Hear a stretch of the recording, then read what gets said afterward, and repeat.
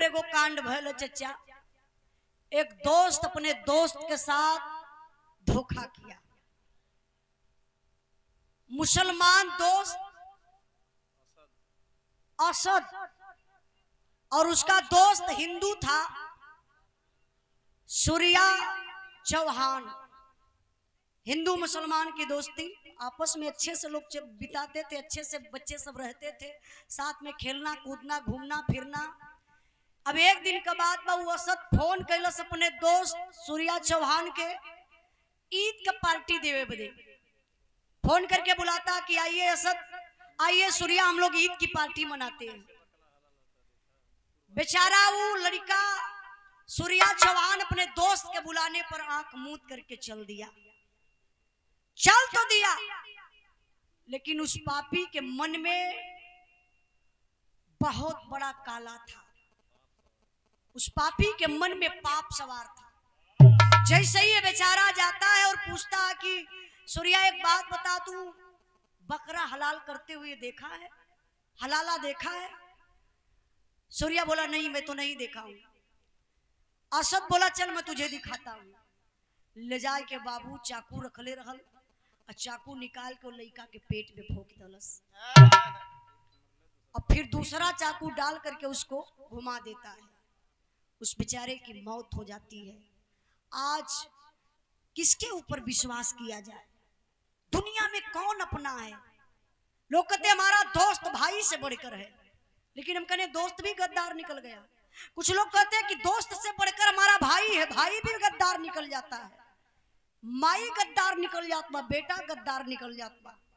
ई बिरहा में से सुनावत बानी कि दुनिया में केकरा पर विश्वास कइल जा, कौन रिश्ता यापन बा। ये बिरहा के सुनल जाई तो आप लोगन के एक सीख मिली कि दुनिया में अपन बा की। चचा ये लाइन पर विचार कर लीजिए आप लोग, ये भाव पर सम्मान किए। सुभाष चंद्र सरोज प्रधान जी, आप प्रधान जी की तरफ से 200 रुपए का पुरस्कार, आपके चरणों में बहुत बहुत प्रणाम। सब भाई लोगों के नमस्ते प्रणाम। आई 10 15 20 मिनट का टाइम आप लोग दिहल जाए। आइए लाइन पर ध्यान दिया मास्टर साहब।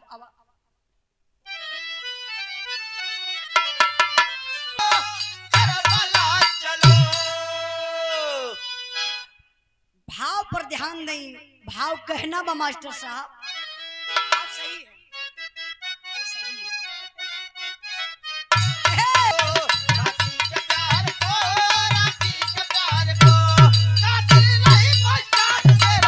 क्या बात है?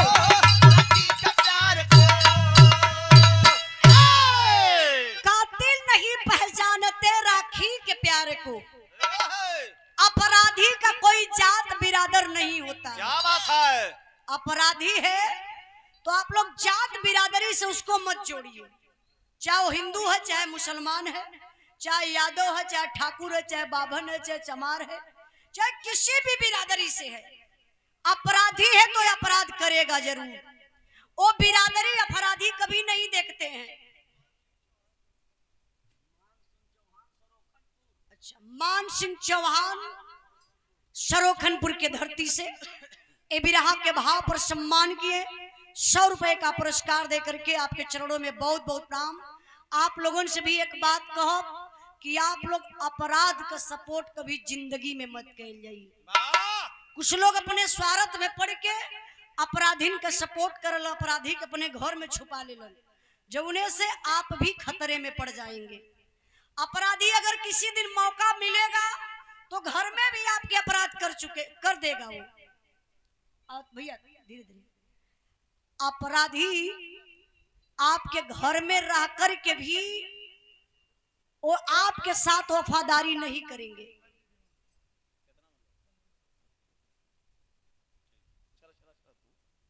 ठीक, अपन तब धीरे धीरे करिए ताकि मन के काने तक आवाज ना आए।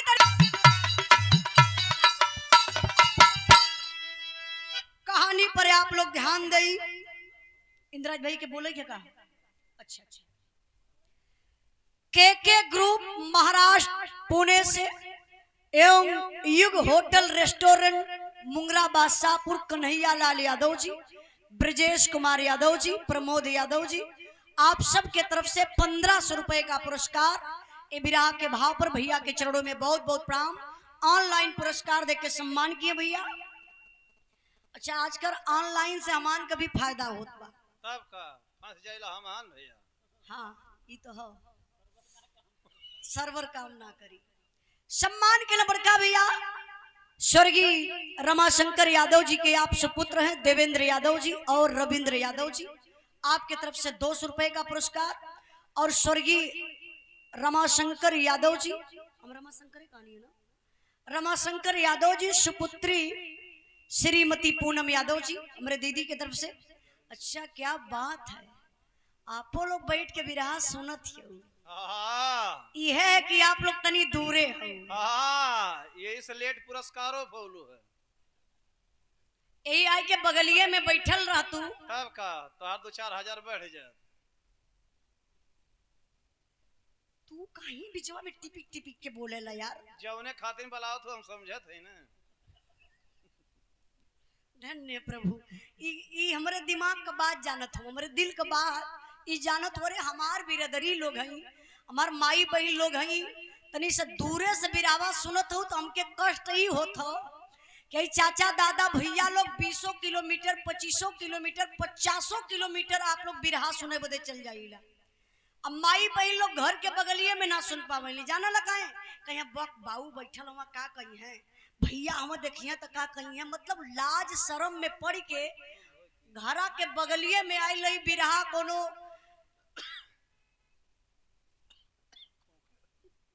तू मर जाता तो छुट्टी हो जाए। हाँ, ताकि बढ़िया से गाय बजाई ले। तब का तू लोग ते ही भोगवा रहे के। हाँ, पागल कहीं कहीं। तो देखी हमारा माई बहन लोगन से कहा कि अगर हो सके तो ही बगलिया में आप लोग आ जाए तू तो तनी हमारी बिरहा और बढ़िया से जम जाई। अजान तो कहीं बिरहा गावत है सामाजिक और पारिवारिक बिरहा। देख ला भैया अगर आवत हो। हाँ, क्या बात है। अरे आप लोग हमके देखबू, हम आप लोगन के देखो। इनकर बतिया सही मत समझिया कि हम पैसा के मन ले बोलावत है। असली बतिया हुआ है। राज भाई मत बोलल करा, बेइज्जती होले तरबे। हाँ, इकुल बात ना बोले के चाहिए। हम कहिला रुपया पैसा तो हाथे का मैल बा। जे चाहे आज अपन मैल छोड़ा ले। कैसे लोग मैलिया छोड़वई हैं? पैसा तो है ध्यान मैल अपने मन न छूटी लोगन के।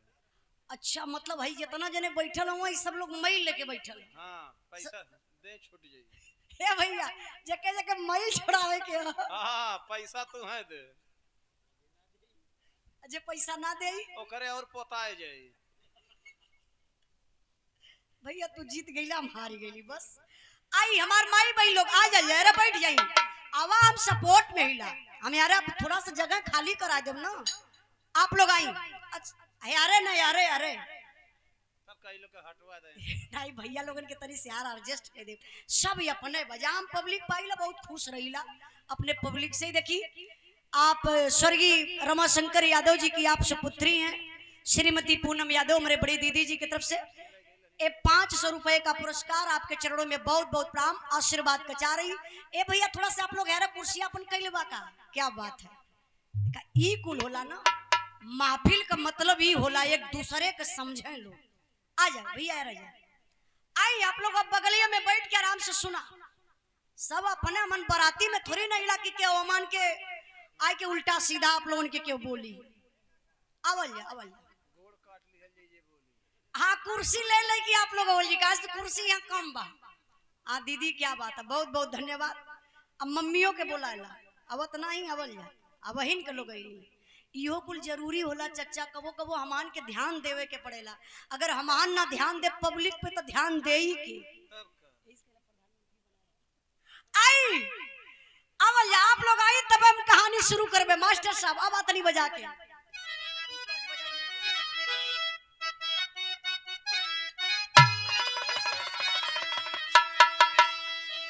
अब आप लोग तनी से कहानी भी समझत रही। आप लोगन के भी बहुत बहुत दिल से धन्यवाद। पुरुष बिरादर ए बीच वाला भैया, बीच वाला भैया लो, हेलो हेलो। आप तनी से थोड़ा से शांति बनाइए, हल्ला मत करा, हंसा मत, थोड़ा कहानी समझा। घुमा मत भैया, बैठा कहीं जगह लेके। से शुरू हो गई बा। राजस्थान उदयपुर के रहे वाला एक किसान जेकर नाम बतावल गल बाबू दरस पुरोहित, जेकरे पत्नी का नाम बा दीपा। भगवान दूगो संतान देले बड़न, एक बिटिया बड़ी जेकर नाम बा मंजुला, एक छोट बेटा जेकर नाम बा मनोज। परिवार बड़ा प्रसन्न बा। दिक्कत का बा? गरीबी चरम सीमा पर बा। गरीबी दुनिया में बाबू बड़ी खराब चीज बा। इंसान को गरीबी बंदर बना देती है। गरीब आदमी कभी इच्छा होला कि हम पिज्जा बर्गर खाई, सोफा सेट पर बैठी, लग्जरी गाड़ी से चली, लेकिन सोच बा कर नहीं पावेला, काहे कि अपने पास पैसा ना हो। गरीब का जिंदगी बहुत दुखदाई जिंदगी होले। दरस पुरोहित दिन भर मजदूरी करे, जोन पैसा पावा वही से अपन जीविका चलावत होवे। घर में बिटिया मंजुला सयान हो गई। दरस पुरोहित सोचत हुआ बिटिया का शादी कर दई। शादी तय कहाँ भइल? जिला अलवर में। शादी कपारे पे आ गई, लेकिन घर में कुछ भी उपाय जुटाए ना भल बा, जुटल कुछ भी ना बा। शादी होई कैसे?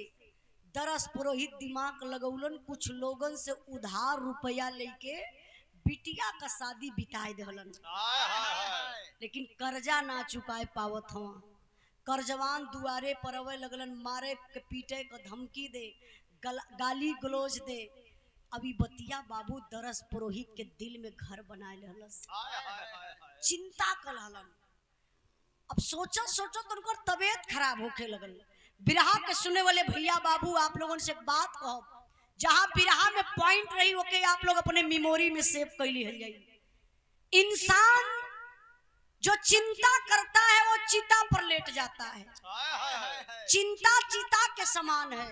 इंसान को चिंता नहीं करना चाहिए, इंसान को परिश्रम करना चाहिए। लेकिन अब दरस पुरोहित चिंता कैलन तो भयल का मास्टर तर्ज लगल हो।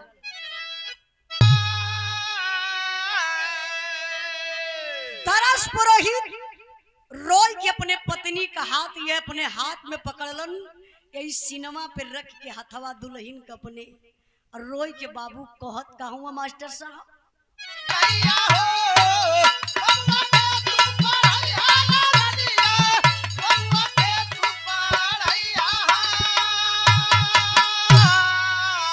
रुपया कमाया लगिया सुगनवा, करजा मोर चुकैया हो।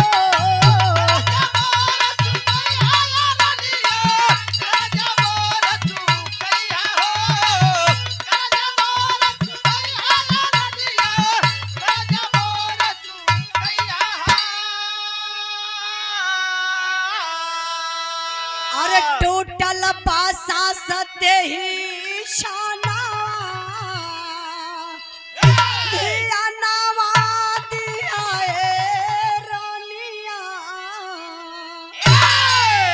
ए बाबू देखा कहल जाला कि मर्द के आंख से आंसू कब निकलेला? जब वो टूट जाता है, बिखर जाता है, कोई विकल्प नहीं निकाल पाता है, तब जाके मर्द के आंख से आंसू निकलता है। अरे भैया दारू ज्यादा पी लेना तबो रो मने को सही में तो भाई ये एक अनुभव हमके ना पता बा, लेकिन एक बात बताई, मेहरारू और मर्दे की अपेक्षा आप लोग देखत होइए तो मर्द बिरादरी के ज्यादा हार्ट के बीमारी होले। आप लोग जानत हो काहे? मर्दन बेचारन के इतना लोड सर पे रहेला। अच्छा बहरी लोड तो हईबे करे, तब ले घरे अइला शाम के ड्यूटी कई के या खेते गृहस्थी कई के अपन घरे आ गेला तो मेहरारू का कहिए हैं दिन भर तो ड्यूटी पे रहला ना, आजन चाट तोहर गेदी गेदा हुआ इनके हम ही जियावत हइला। अब उनके ई ना पता कि गेदी गेदा तो 4 गो हुआ, अगर मर्द ना कमाई तो तू ना जिया पैबू। मर्द मेहनत करेला, दुख रहता है, वो अपने आप को दिल में समेट करके जीता है बेचारा, किसी से कुछ कहता नहीं है। क्यों? इसलिए नहीं कह पाते हैं कि अगर हम कुछ कहो तो लोग कहें वो मर्दे मर्द हुआ कि न मर्द हुआ, कौन मर्द हुआ कि तू आंख से आंसू बहा दहला। अब मेहरारू मेहरारून के हार्ट काहे कम होला? जब होई तब लोग रोवे लगे। इटे बिहार का घटना आप लोगों के बताओ था, नेटा पे आप लोग देख लिया। लोग लिखत हुआ कि ज्योति मौर्य 2 एक बिहार का शिक्षिका रही है, पति बेचारा पढ़ौल लिखौल, जमीन बेच के पढ़ाई करौल, जैसे ही वो मास्टर बन गई, नौकरी पाई गई, अपने पति के डिवोर्स देती, तलाक देती। एक लड़का का मतारी। जमाना कितना बदल गया। यूरिया डाई के 200 भैया। अब मीडिया वाले के सामने रोवत भी बा। अब कमेंटवा में लोग लिखत हुआ कि लिखल जला कि बेटी पढ़ाओ,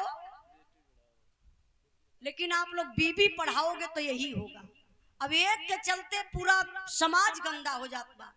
ए लिए आप लोगों से बतौली है कि मर्द लोगन के हार्ट काहे ज्यादा होला कि आप लोग दिल में बात छुपाए के घुट घुट के जिएला। कभी भी जिंदगी में एक आध दोस्त ऐसा आप लोग बना ले जो अपने दिल का बात अपने दोस्त से शेयर कर सकीला।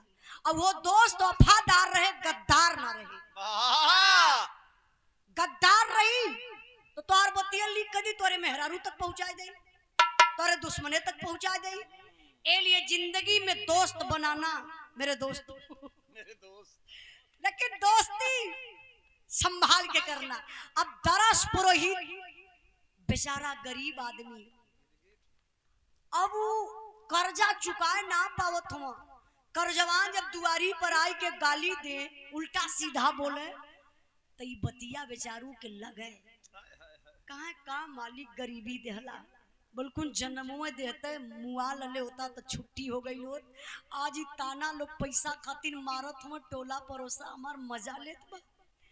अब दरस पुरोहित चिंता कैले बाबू, अचानक तबीयत खराब भइल, अपने बीबी का हाथ पकड़ के रोवे लगले, कहले ए मंजुला कमाई, हमरे जिंदगी का कौनो भरोसा ना बा, जब दुनिया छोड़ के चल बसी। लेकिन हमारे एगो बात ध्यान से सुना, हमरे मुअले के बाद हमरे बेटवा मनोज के पढ़ाई लिखाई के बढ़िया पोस्ट पर कर दिया, ताकि हमार बेटा बढ़िया रुपया कमाए लगी, हमरे कर्जा के चुकाई दई, तो हमरे आत्मा के शांति स्वर्ग में भेटाई जाई। इतने बात कहते बाबू शरीर से आत्मा निकल गई। लाश रखल बा, माई बेटा वही लसिया पे गिर के रोवत हो। मास्टर साहब का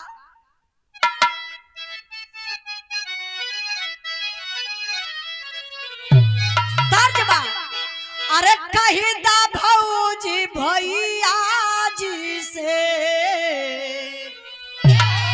अरे कही दा भौजी भैया जी से, दे दे मोर गवनवा हो। कही दा भौजी भैया जी से, कही दा मोर गवनवा हो। कही दा भौजी भैया जी से, कही दा मोर गवनवा हो।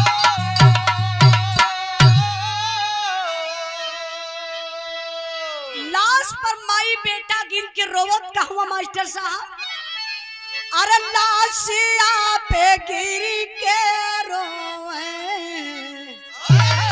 अरे लाशिया पे गिर के रोए, दीपा बाऊ रहिया हो।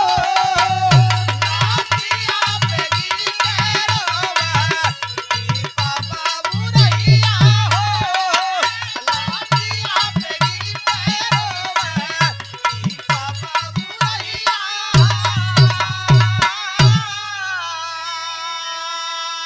अरे कैसे का पढ़ाई बो, कैसे कारब पलाना, कैसे पढ़ाईबा, कैसे कहरबा पलानावा।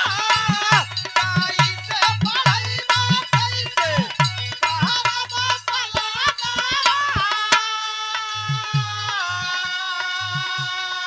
विधवा के देख साबा फेर ला नयाना,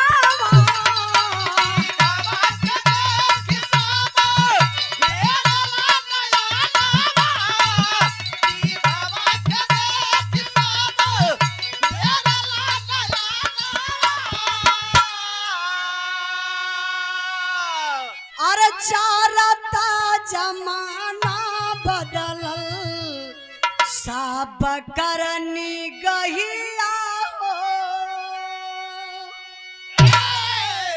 ध्यान दई बाबू, बेचारी मतारी वही लाश पे गिर के रोवत बा।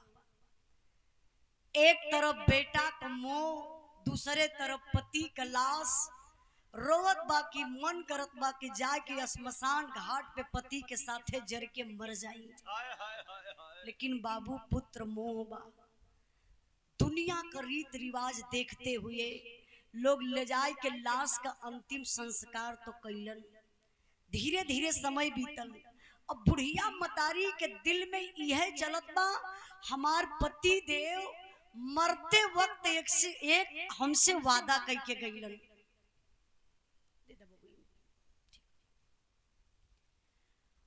एक वादा यह कैलन कि हमरे बेटा के पढ़ाई लिखा के बढ़िया पोस्ट पर कर दिया, बढ़िया रुपया हमार बेटवा कमाए लगी, हमरे कर्जा के कह दिया चुकाई दई, हमरे आत्मा के शांति भेटाई जाई। ए बाबू बेचारी बुढ़िया मतारी यह बात सोच सोच के अपने बेटवा के लगल पढ़ावे। पढ़ावत लिखावत हई, एकलौता बेटा लायक निकलल। एक बात और आप लोगों से कहबे बिरहा के सुने वाला भैया बाबू हमार माई बहन लोग, बेटा हो चाहे बेटी हो, सपूत हो, सुभाष भैया, सुभाष भैया, गुलाब भैया जात हुआ का? अच्छा अच्छा, हाँ हाँ समय भी हुए लो, नहीं तो फोन आई मलकिन के तो कितना जवाब देवा। तब का दरवाजा बंद है, सुती हैं कहाँ?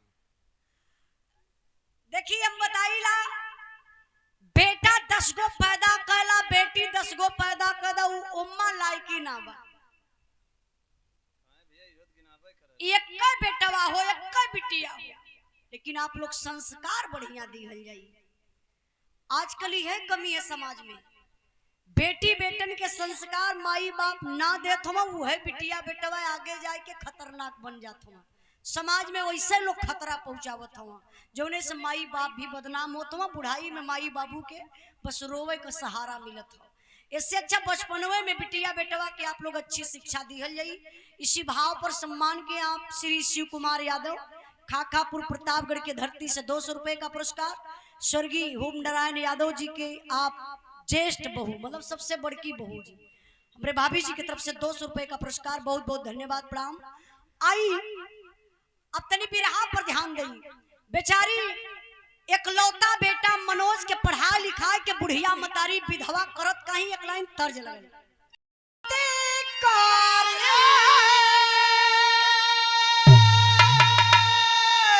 और हाथ जोड़ बिनती करे हमहु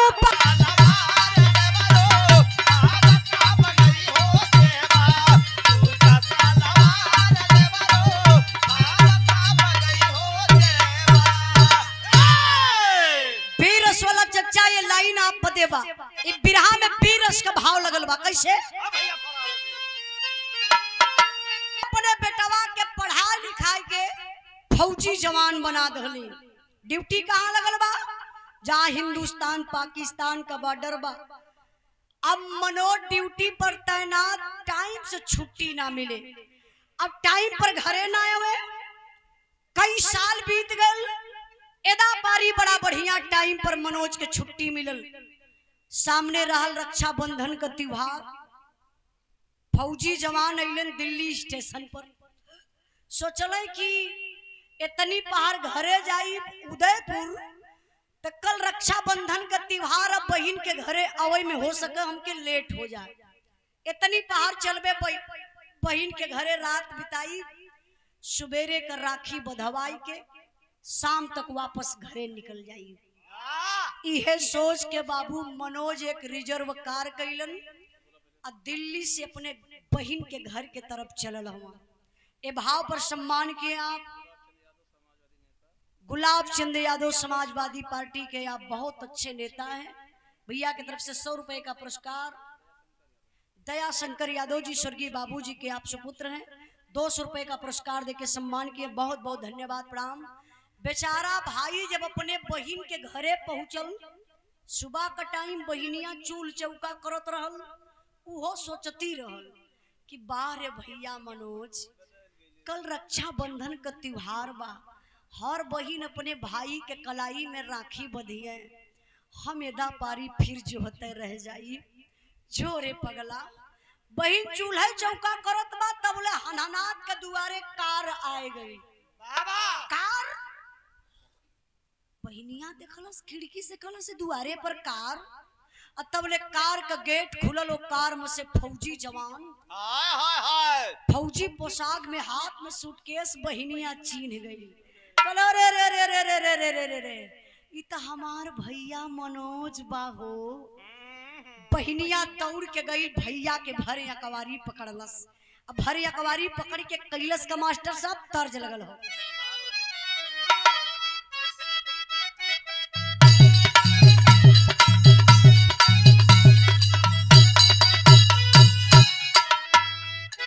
गीत ही हम गौले बानी, आप लोग यूट्यूब के माध्यम से बड़ा प्यार दुलार दिहली।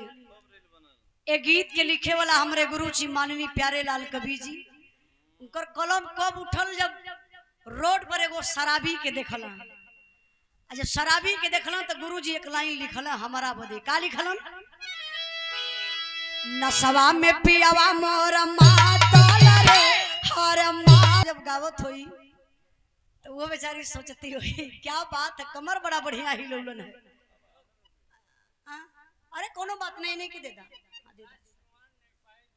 अच्छा राजकुमार, देखा राजकुमार नेपाली दीवाना।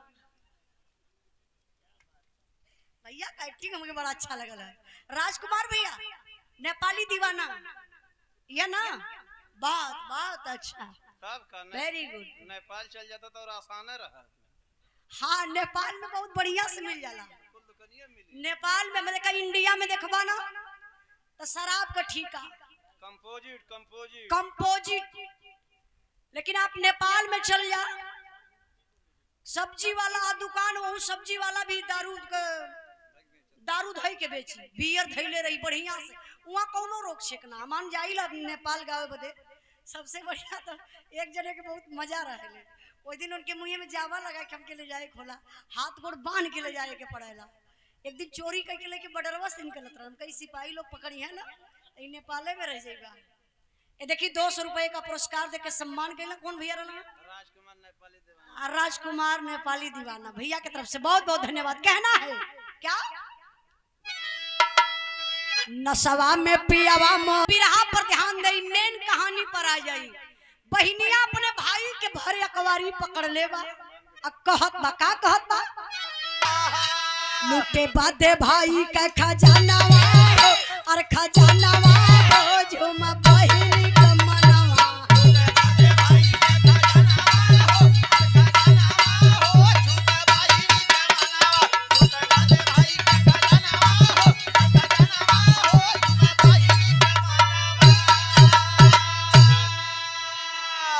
बहिन अपने भैया के अकवारी में पकड़लस, कलश करे पगला, आज इतना दिन के बाद तो के हमारे याद आयल है।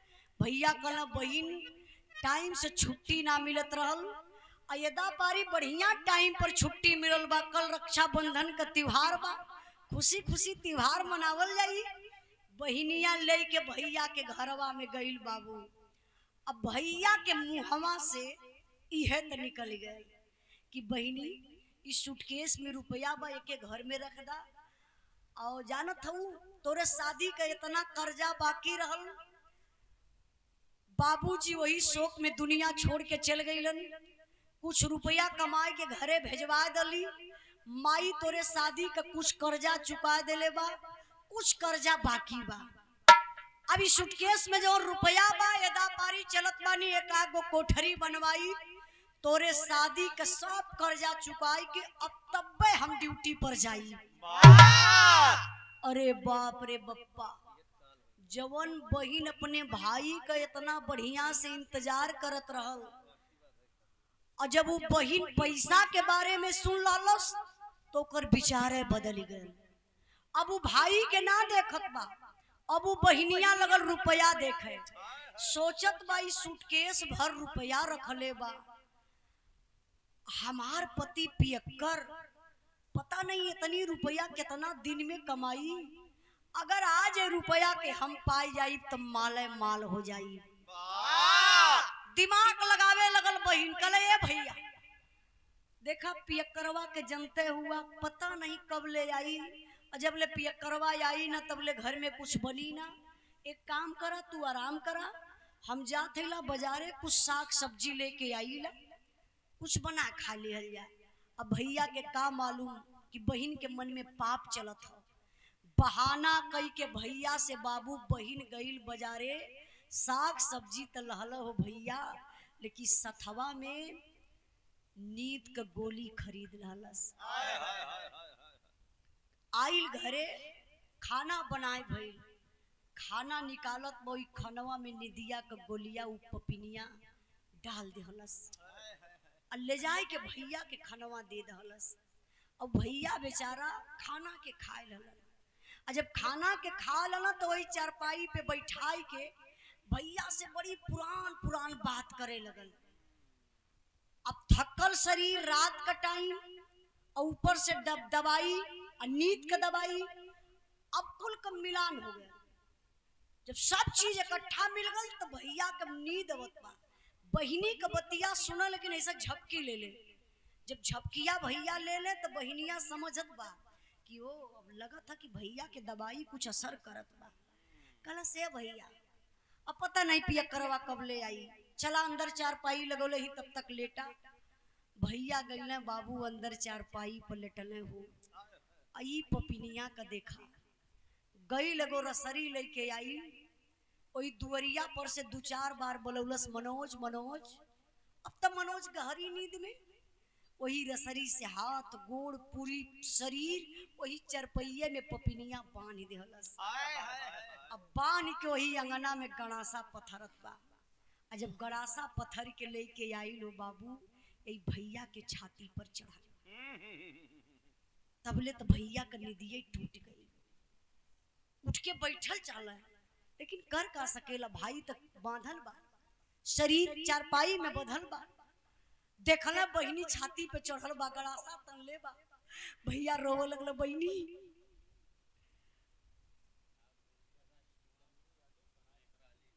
चंदू यादव सराय फत्तू से भैया की तरफ से 100 रुपए का पुरस्कार, 1 करोड़ के भाव पर बहुत बहुत धन्यवाद।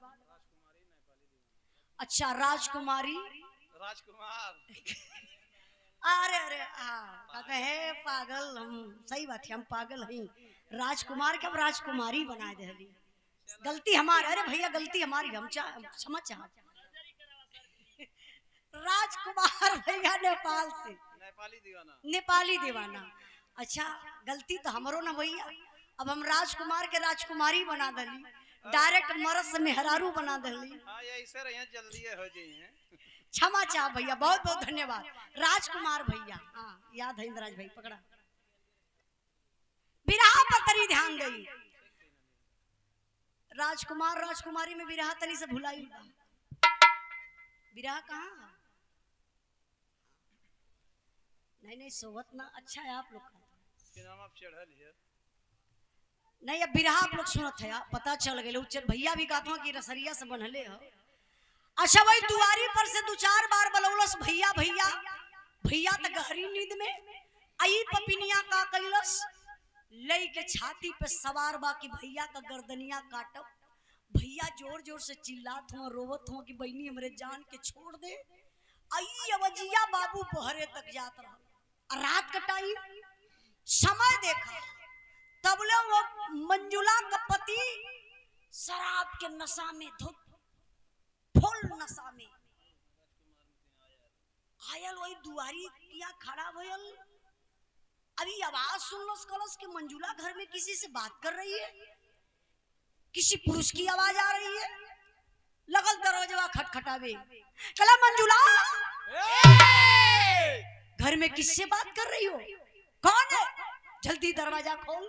अगर नहीं दरवाजा खोलती है तो दरवाजा के तोड़कर अंदर आ जाऊंगा तो तेरे हड्डी को चूर चूर कर डालूंगा। ई पपिनिया डराई गई। सोचलस कि एकर गर्दन अगर भाई का काट दे तो इतना जल्दी छुपाए ना पाई, आई मुंह फुकौना ज्यादा पियले हो तब ले दरवाजा तोड़ के अंदर आ जाई सारा भेदवई खुल जाई। ए बाबू ये पपिनिया करत का बा मास्टर साहब भाव बा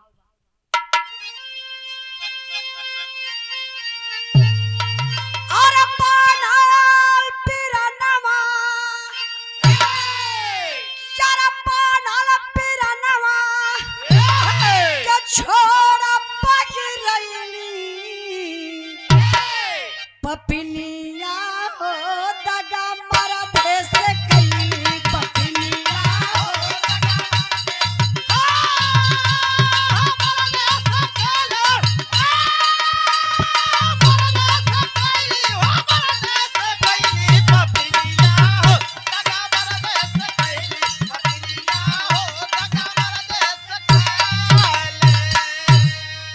अरे भाई के अपने बना के उठाकू घर लुटे आयल मारा सन्ना चाकू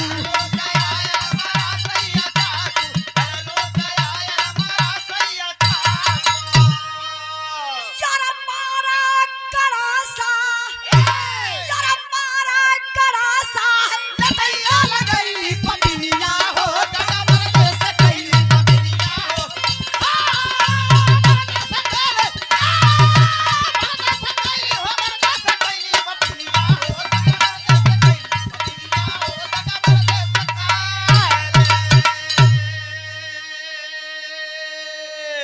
मारा गड़ासा है नटैया लगई पपिनिया हो दगा मर्दे से कैली।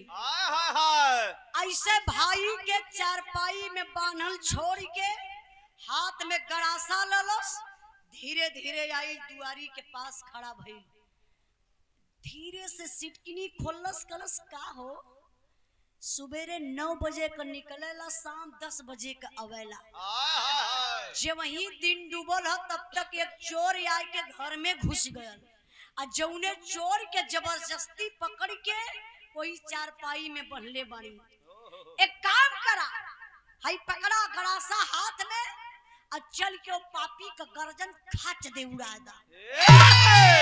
अब जवन मंजुला के पति का शराब का नशा रहल करंट नियर उतर गई होश में आई गई कहला हमरे रहते हमरे घर में चोर लई के गड़ासा मंजुला का पति बाबू पहुंचल बा वही मनोज के पास सोचलस कि एक दाई में मारी चोरे का गर्दन खचाक से उड़ाई दे तब ले जोर से आवाज आई जीजा अरे जीजा 1 मिनट जीजा मारे से पहले एक बार हमारे गलती के बता था जीजा हम कौन तनी बड़ी गलती कैले कौन अपराध कैले बनी जीजा बहन तो बचा लो लेकिन तू मार देवा जीजा ई आवाज जब मंजुला के पति के कान में पहुंचल तो जौन शराब का कुछ और नशा बचल रहल उहो खत्म एकदम होश में आ गइलन। अपने पत्नी मंजुला के लगन डांटे कहले मंजुला अरे तुम पागल हो गई है रे तुझे पता नहीं है अरे पगली तोर भैया मनोज रे ये ना हमार सार हमें अब तो हमारे हाथ से मर्डर करवा देले होती। चल कल पहले अपने दिमाग का तू दवाई करा ले या तना कही के जौन हथवा में गणसवा रहल मंजुला का पति ऐसे घरवा में फेंक दिल अब फेंक के मनोज का रसरिया छोड़े लगल ऐसे ही निहुर के छोड़ते तो बाटे तबले बाबू ही पपिनिया चंडी रूप बनौलस कैलस का मास्टर साहब।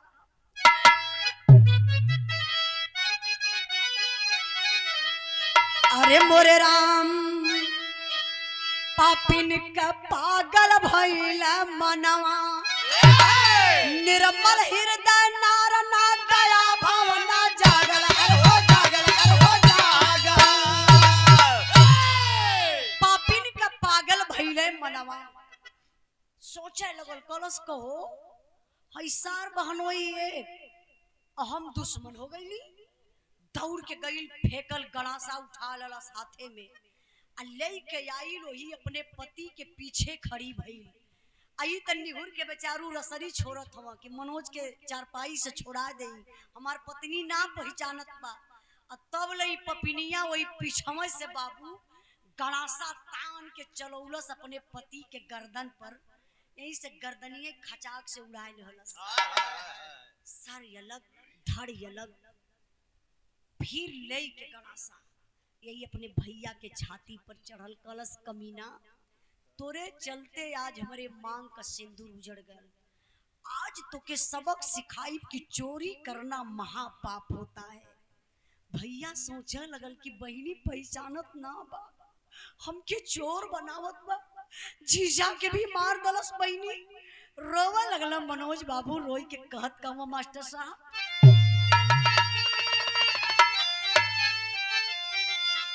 अरे मनोज सोचा बना मिलने सनिया रक्षा बंधन के, जान का दुश्मन भइल आज बहिया रक्षा बंधन के।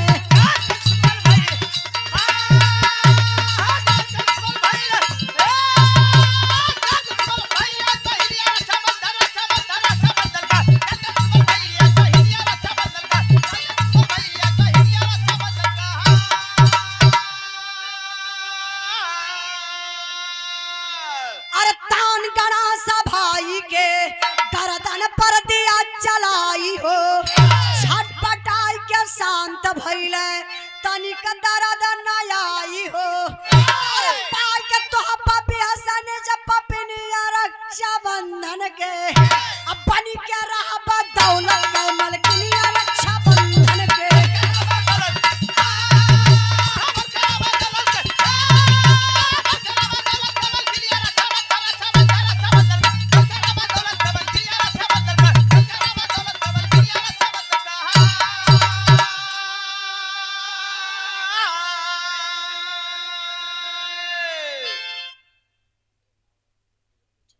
चंदू यादव जी हमारे बड़े भैया जी की तरफ से लगातार पुरस्कार, 100 रुपए का पुरस्कार भैया के बहुत बहुत प्रणाम।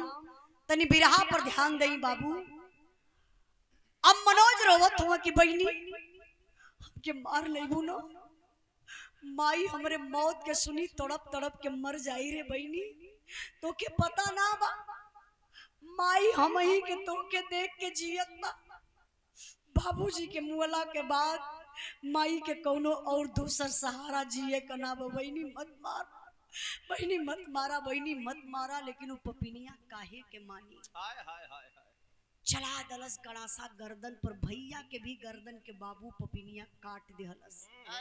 अब सोचत बा घर में अकेल ए लाश के छुपाई कैसे, दोनों लसिया के बोटी बोटी कैलस, बोरा में भर के कहीं बहरे ना लगई, वही घरवई में गड्ढा खोद के, जहाँ मनोज का चरपैया लगल रहल वही गड्ढा खोद के दोनों लाश वही घरवई में तोप देहलस।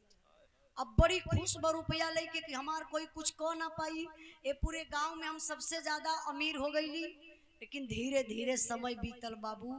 अब यहाँ का बात आप लोग छोड़ल जा, तनी से दिमाग आप लोग लेके चला उदयपुर, जहाँ विधवा मतारी मनोज का इंतजार करत रहल।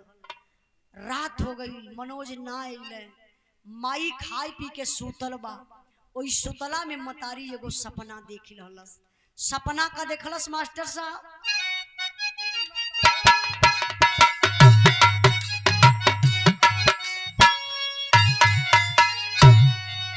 अरे माई बाबू रही आरतिया देखली सपनवा भैया,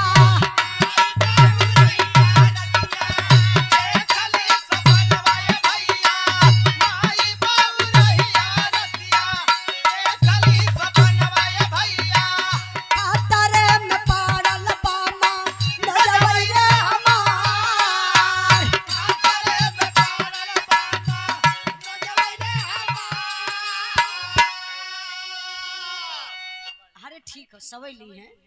हाँ हाँ, राजकुमार भैया ना, हाँ राजकुमार नेपाली दीवाना, 100 रुपए का पुरस्कार, 100 रुपया वापस। हाँ हाँ, राजकुमार भैया नेपाली, बहुत बहुत धन्यवाद भैया, धन्यवाद। काठमांडू वाला हूँ, काठमांडू वाला। अगर इनसे बतियावा शुरू कर देव ना, पूरी रतिये बीत गई, उससे अच्छा वो रास्ते हम अपने रास्ते। लेकिन बिरहा करुण रस का भाव कहना बाका, अरे पातवा लगावा चलली जम्मू के सहरिया भैया, पातवा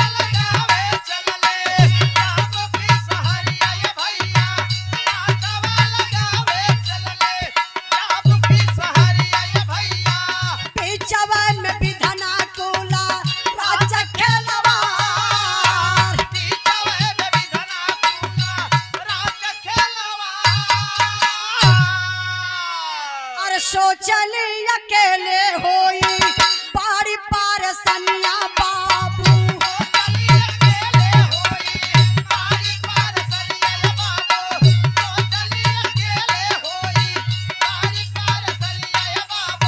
चाय बाद मंजूला के गईली दुआ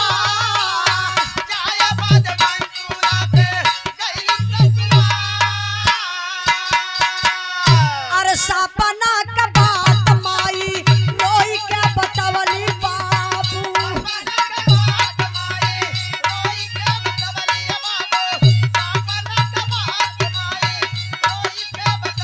मंजूला कहेले काहे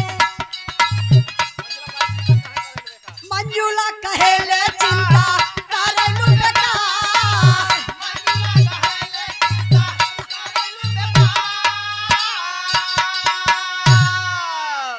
ध्यान दई बाबू माई खाए पी के सूतल बा सुतला में सपना देखलस कहा जाला कि कभी कभार सपना भी सत्य हो जाला आप रतिया में सपना देखबा और सुबहिया अगर सही हो जाला तो आप लोग कहला कि रतिया में हम सपना देखले रहली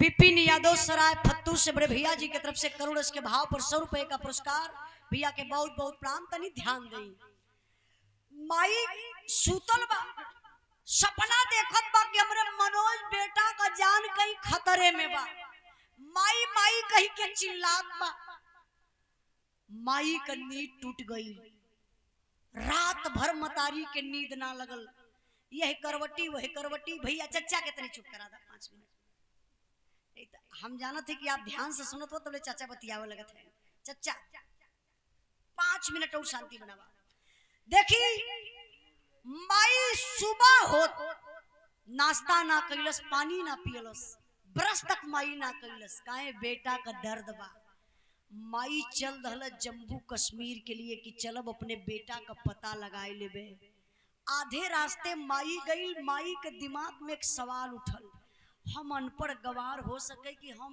जम्मू ना जा पाई कहीं रास्तवे भुलाए जाई ऐसन बा कि अपने बिटिया मंजूला के ले लेथिला साथी तब चलबे अब माई का कैलस अपने बिटिया के घरे मंजूला के घरे गई अब मंजूला देखलस अपने मतारी के तो सोचे लगल कि कहो ई माई उतर रात का बेला रहल जौने टाइम हम गाड़त रहली बोटी बोटी काटत रहली कोई देखलस नहीं मतारी कैसे आ गई तो बहुत चलाक बा जाए कैसे माई का पैरवा छुलस का माई तबीयत ना ठीक बा का कैसन बड़ा सुबेरे सुबेरे दर्शन मिल गल का बात बा माई कल से बिटिया तबीयत तो ठीक बरे आज बेटा आवे कले रहल बेटा आयल ना रतिया में बड़ा खराब खराब सपना देखली है चल जम्मू कश्मीर बेटा का पता लगा लिहल जा लाल का फोनो ना लगत बा चल बिटिया मंजूला समझ गई लो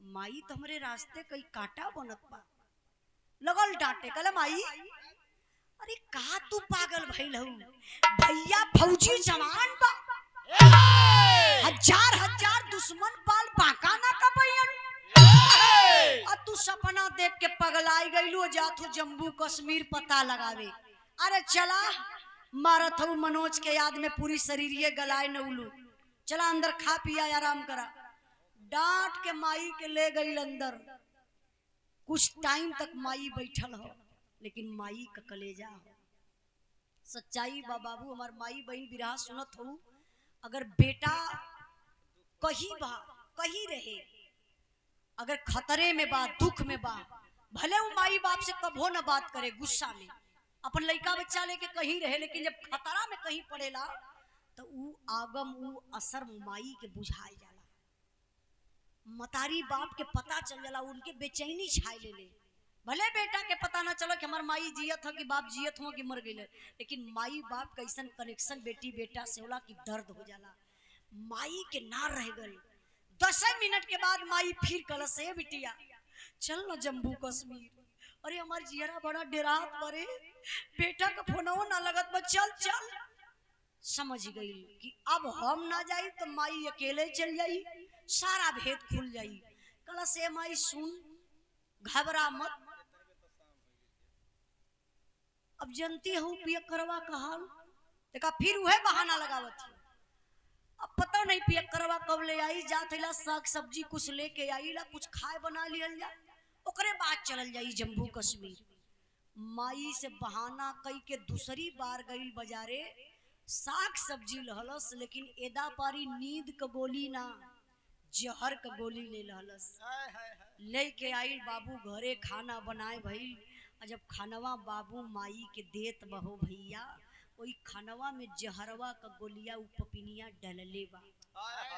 मतारी खाना खाए बैठली कि जल्दी से खाए लई, जम्मू कश्मीर बिटिया लेके हमके चली। जैसे ही मतारी पहला कवर तोड़ के मुहवा में डाले गईली हो बाबू, तबले तो माली खड़ा हो के बचाए लहने। वही माई के खनवा में एक ठे बितकुइया गिर गई छिपकली। माई के खाना में जब छिपकली गिरल तब माई थरियवा इसे पीछे टार के हथवा मीच के रोवे लगली। कली करे बेटा ये कैसा नसगुन जनात बरे लाल, हमरे आगे का थरिया खिंचाई गई। आई पपिनिया अंदरवा से देखत ब बिटिया के माई के खाना में बितकुइया गिर गई। माई खाना खैलस ना, माई मरी ना। फिर पूछत ही आई के माई ना खैलू, खाना में बितकुइया गिर गई, दूसर खाना ले आई खाला। माई कहला ना रे बिटिया, अब हिम्मत खाए पिए के कुछ ना बा, चल जम्मू कश्मीर हमरे हीरा से बेटिया कराए दे, नहीं तो लगत बा कि हमार जनवा निकल जाई। चल बिटिया चल। कहला से माई अब घबरा मत, चला अंदर चारपाई लगौले ही लेटा, अब पियकरवा आ जाला। अब पियकरवा के कहत बा अपने पति के जौने के मार डलले बा, कहत बा अब पियकरवा आ जाई, कुछ पैसा रुपया ले लई रास्ते का खर्चा, तब न चलबे। माई गईली अंदरवा, बाबू वही चरपैया पे लेटल है हो भैया। माई के का पता कि हमार काल आई गल। माई के हल्की हल्की नींद आवत बा, काहे से रात भर का मतारी जागल, दिन भर का जागल। जब माई के हल्की हल्की नींद आवत बा, और वही में उपपिनिया घरवा में जाए कोई अंगनवा में गणासा पथरत बा कि माई का गर्दन काट देई। तबले तो माई दूसरा सपना देख लली। अच्छा दूसरा सपना का देखली मास्टर साहब?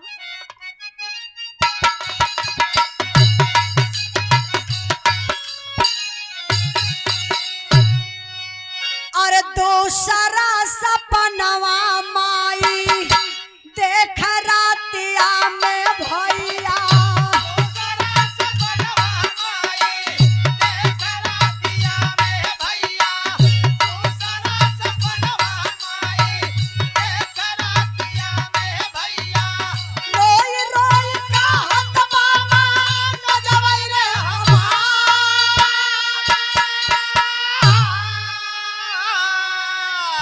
जौनी ठैया पारल बिया तोरी पाल नरिया माई।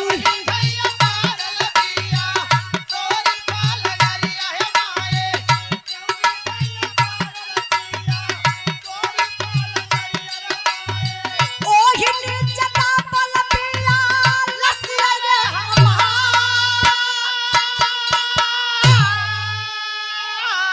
हमार सांगवा में पानी हमरे जीजा जी कलसिया माई।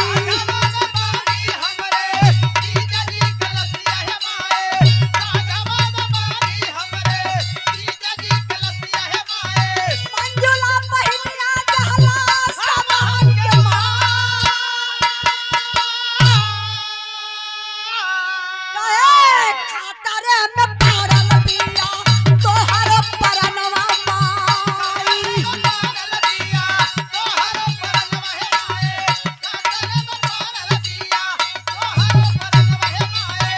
बच जाई जान माई होई जा फरहार।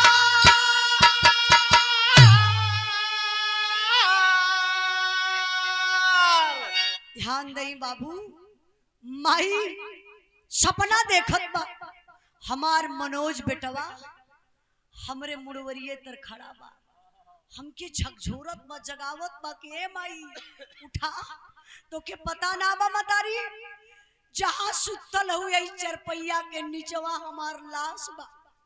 हमरे नाव माई साथे साथे जीजा कभी लाश गाड़ल बा। माई उठ जा माई, तो के पता ना बा अंदर मंजुला बहन गणासा पत्थरत बा, लेके आई तब बयल हरे परान तोहर ले हो माई।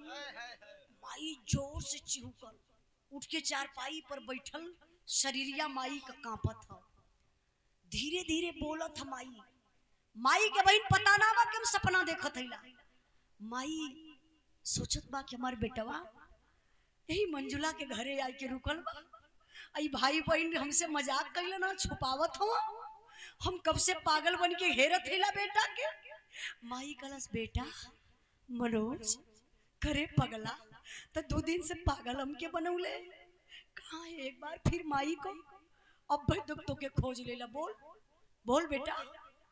अच्छा मनोज रहे तब न बाबू, कोठरी में अंधेरा बा, माई के शक भयल, ई तो हम सपना देखत रही है कि हमार बेटवा हमके जगावत बा, कहत बा कि लाश गाड़ल बा, मंजुला गणासा पत्थरत बा।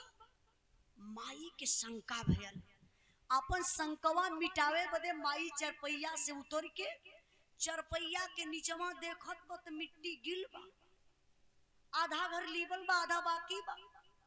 माई के शंका और बढ़ गई, कहला कुछ तो दाल में काला बा। तबले माई गई लोही बाबू दिवाली के पास खड़ी भई, दीवाल में से का ईटा निकाल जाला, ओके मुक्का बोलल जाला, आप तो की तरफ कुछ भी बोलल जात हुई समझ ली है। माई ऐसे एड़िया उठाई के वही में देखलस, अंगना में बिटिया मंजुला गणासा पत्थरत बा। अरे बाप रे बप्पा, माई का मौत सामने, अब माई करे त करे का, रात का टाइम बा, माई जाई कहाँ, जान कैसे बची। माई लगल कि पगलाए गई, वही घरवा में दौड़त बा, वही कोठरी में दौड़त बा। तबले माई जाई के ऐसे पिछवा देवलिया के और सटल चहलस, अब माई पहुंच गई खिड़किया के पास, झटके से खिड़की खुल गई, काहे खिड़की लाक ना रहल, अगर लाक रहलो तो माई शायद समझ ना पावत कि घर में खिड़की भी बा दरवाजा भी बा, काहे से कि माई पहली बार अपने बिटिया के घरे गई रहल। जैसे ही माई दौलत बा ऐसे गई, हाथ माई का पहुंचल, खिड़की खुलल, माई जान बचाई के भागत बा। आई पपिनिया गणासा पत्थर के लेके आई, वही चारपाई पे चौक के चढ़ल कि माई का गर्दन यक्के बार में उड़ाई दे।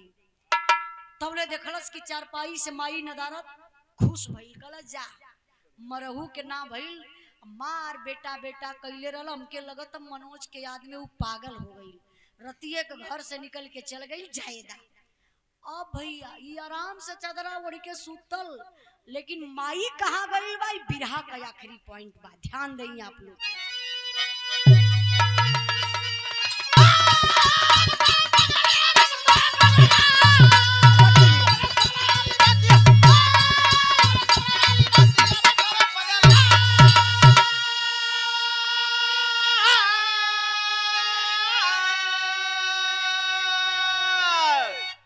लिखल है सम्मान के लिए बिरहा के भाव पर हमारे बड़े भैया स्वर्गीय होम नारायण यादव जी के आप पुत्र विजय शंकर यादव बड़े भैया जी की तरफ से 200 रुपए का पुरस्कार।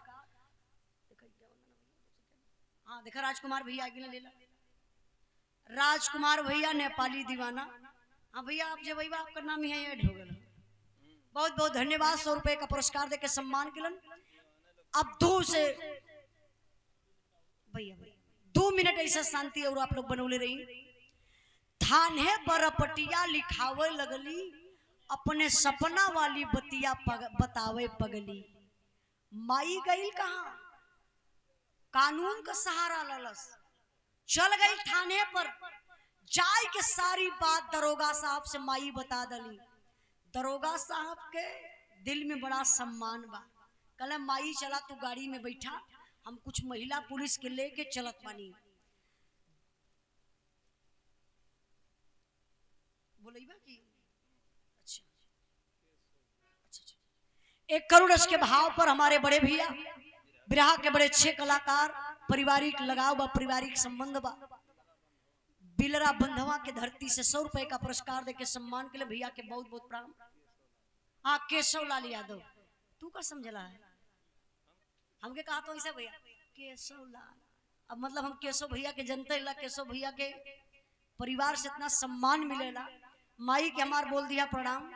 देखा ये आगे ना भैया राजकुमार भैया,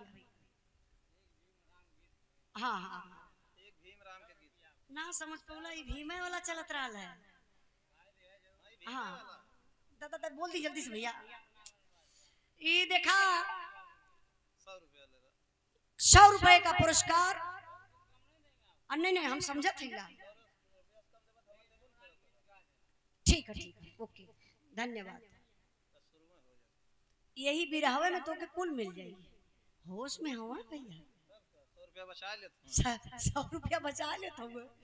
देखा शराबी होते इनके बते कौन ब्रांडेड होई भैया ये? वो पगली और कौन ब्रांडेड है? अच्छा बंटी बबली नहीं बात बिगड़ जाएगी। हम राजकुमार तो कहीं आज ही हैं। राजकुमार नेपाली नहीं नेपाली फैन हो ना? नहीं नेपाली। अच्छा बहुत बहुत धन्यवाद। 100 रुपए का पुरस्कार। तो उसे कहना कि हम नेपाली रख लेगा। अरे बिरहाई बिगाड़त हो नहीं। आप लोग बिरहा पर ध्यान दे रहा नेपाली रखा चाहे अपन कुछ भी बेचारू करे उनकर मर्जी। बिरहा कहाँ पहुंचल रही भैया? अच्छा हाँ हाँ भैया बहुत बहुत धन्यवाद। एक बार इहो उनसे पूछे के। अच्छा हम जब अली है तो हमारे माता जी गईली है गाड़ी की यहाँ, कहा थी बिटिया चला घर में, तो हम तनी ठंडा पियत रही है तो थकल शरीर रही, हम कहली चला एसी में तनी आराम करतला माई तो उससे मिलब जरूरी। कहा थी तोहार बिरहा हम रोज डेली मोबाइल पर देखीला, आप बहुत तमन्ना बहुत इच्छा रही कि तोके अपने दुआरे बुलाई, तो आज आ गईलू हम धन्य हो गईली तोके देख के। हम कहली यही मत देखा जब हम गाई तब वो देखिया बढ़िया से, अब बढ़िया से बैठ के बिरहा सुन के। हाँ भले आपको पैसा मत दे तका सम्मान करा।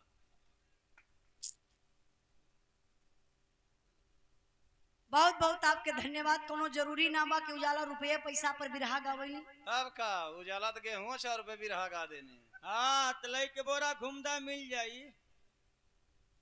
आप लोगन के जो प्यार मिलत हो इतना शांति से बैठ के जो आप लोग हमके सुनत है यार, ये रुपया पैसा कभो ना पाई। आज का जमाना केहू का बात केहू सुने के तैयार नहीं थे, लेकिन आप लोग कितना महान हुआ जो हमन कलाकारन कितना प्रेम से बात बैठ के सुनत हुआ। सुनत ना हुए सब दूरे से आग फंस गए निकल गए होते। बिरहा पर ध्यान दें आप लोग। हम कुछ भी बोलब जब ही बोल के बिरहावा हमार कटी है, जब हमार बतिये कटी है तो हम बतिये न करब, खाली बिरहा आप लोगों के सुनाई। थाने पर पटिया लिखावे लगली, अपने सपना वाली बतिया बतावे पगली। माई गईली दरोगा साहब से सारी बात बता दली। दरोगा साहब कहले कि माई रात बितावा होत सुबेरे। दरोगा साहब कुछ महिला पुलिस को लेते हैं। भैया भैया कूलर की यहाँ जितना भाई बैठल हुआ है भाई चच्चा बड़े ध्यान से सुनत हो सुनेदा। हाँ हाँ हाँ भैया भैया भैया तोरो मतिया समझत है। अच्छा दरोगा साहब अइलन जब मंजुला के दुआरे दरवाजा खोलवलन, देखलस मंजुला तो कर दिमाग काम कइलस, लगल सोचे उहे बात फिर सोचत बा। ई दरोगा साहब का गाड़ी महिला पुलिस उतर रात का टाइम रहल, जौने समय हम काटत रहली जमीन के नीचे गाड़त रहली, कोई देखलस ना ई दरोगा साहब कैसे आ गइले। तो देखा ये पपिनिया का चालाकी अपने आप के हिल्ला लगल, ऐसा कांपत है बनाउटी हथवा जोड़ के बनाउटी बोलत है। साहब कोनो हमरे पति देव गलती कैले हुआ का? अगर साहब हमरे पति जे कोनो गलती कैले है साहब सजा हमें मिले के चाहिए साहब। कहाँ से साहब वो पियक्कर आदमी हो जहाँ होला तहाँ पी के उलट चला साहब। देखा नारी है ना ओकरे अंदर तिरिया चरित्र हो। अब कांप के लगल डराए के बोला दरोगा साहब कहना कि अरे ये तो मजबूर औरत लग रही है, तो हत्यारी नहीं लग रही है। माँ कुछ और कह रही थी। दरोगा साहब कहना सुनो सुनो इधर आओ इधर। अब औती ना बात। दरोगा साहब कहले कि मैं बुला रहा हूँ इधर आओ ना। ये बा दूठे महिला पुलिस के भेजना, दरोगा साहब कहना जाओ खींच कर लाओ। दो ठे महिला पुलिस लेके अली गाड़ी के पास। दरोगा साहब कहले कि देखो एक गाड़ी में कौन बैठी, इनको पहचान रही हो? तो हाथ जोड़ी ललस कलस से साहब हमके का मालूम ही कौन पागल औरत गाड़ी में बैठल बा, हमके छोड़ दी साहब, हम पहचानत ना बनी, ले जाइए पागल औरत के पागल खाना में छोड़ दें। दरोगा साहब कहने रुको रुको, जाओ मत, खड़ी रहो। वो बुढ़िया माई से सवाल कैले, कहले माई सच सच बताया, पहचानत हो के बा? माई हो ममता बा, रोवत बा। कहले साहब हमार बिटिया मंजुला बा, ना चीनत हो साहब, एकर बात छोड़ा, चला जम्मू कश्मीर जल्दी से मेरे हीरा से बेटिया करा दा, नहीं तो लगत बा हमार परनवा निकल जाई हो साहब, जल्दी चला साहब। दरोगा साहब तुरंत समझ गए कि अरे ये अपनी माँ को नहीं पहचान रही है। महिला पुलिस के इशारा कैलन। अब महिला पुलिस उतर के गाड़ी से बाबू जब 4-6 डंडा देहली, मेहरा रुक जात ना, गाय नियर लगल कांपे। कहले हे साहब मारा मत हो साहब, साहब साहब बता दे साहब मत मारा। दरोगा साहब कहना कि अभी भी वक्त है, जल्दी बताओ कहाँ है तुम्हारा भाई, कहाँ है तुम्हारा पति? कहले साहब पैसा के चक्कर में आए के हो साहब अपन दुनिया में उजाड़ दली। पैसा? कहले हाँ साहब, अपने भैया के भी अपने सैया के भी बोटी बोटी काट डली साहब। तूने पैसा के चक्कर में आकर के पति को और भाई को काट डाला, कहाँ रखी हो उस लाश को, क्या हुआ? कहले साहब चला घरवा में बतावत हिला, बड़ी जनता बा, पुलिस प्रशासन के लोग, गांव के सम्मानित प्रधान। जब आगे आगे पपिनिया गई, वही खटिया वही चारपाई के पास में खड़ी भई। कहले साहब यही जगह गड्ढा खोदी, यही जगह दोनों जने के मार के तोपले ही। दरोगा साहब खींच के तमच्चा मरलन। बोले कि अरे साली तुम्हारे बाप का मैं नौकर हूं, जब तू काट रही थी जमीन के नीचे गाड़ रही थी, क्या मुझे बुलाई थी? हैया गर्दनवा पकड़ के दरोगा साहब ठेलले वही चारपाई के नीचे। कहला जल्दी से गड्ढा खोदो। पपिनिया चारपाई हटौल से बाबू गड्ढा खोदलस। जब गड्ढा खोदलस तो दोनों लाश मिलल। तब दरोगा साहब एगो काम कैलन। का कैले मास्टर साहब? होबलाल स्वर्गीय बाबूजी के आप बड़ी बेटी उषा जी की तरफ से, दीदी की तरफ से 100 रुपए का पुरस्कार, बहुत बहुत प्रणाम, आशीर्वाद का चाह रही। दरोगा साहब करत का हुआ ऐसा नारी ऊपर आया तो क्या ला जमाना, नहीं हर सासुर खा के कहवा पई है उठे गाना।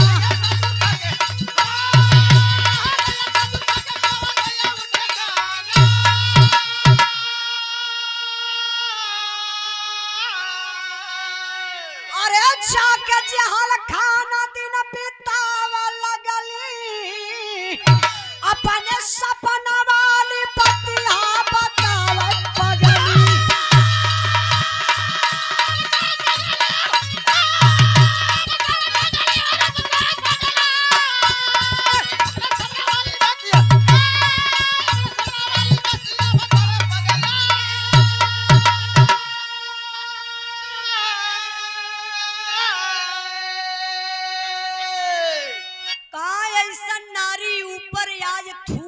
जमाना नैहर सासुर खा के कहवा पई है उ ठिकाना, जाके जेहल खाना दिन बितावे लगली, अपने सपना वाली बतिया बतावे पगली।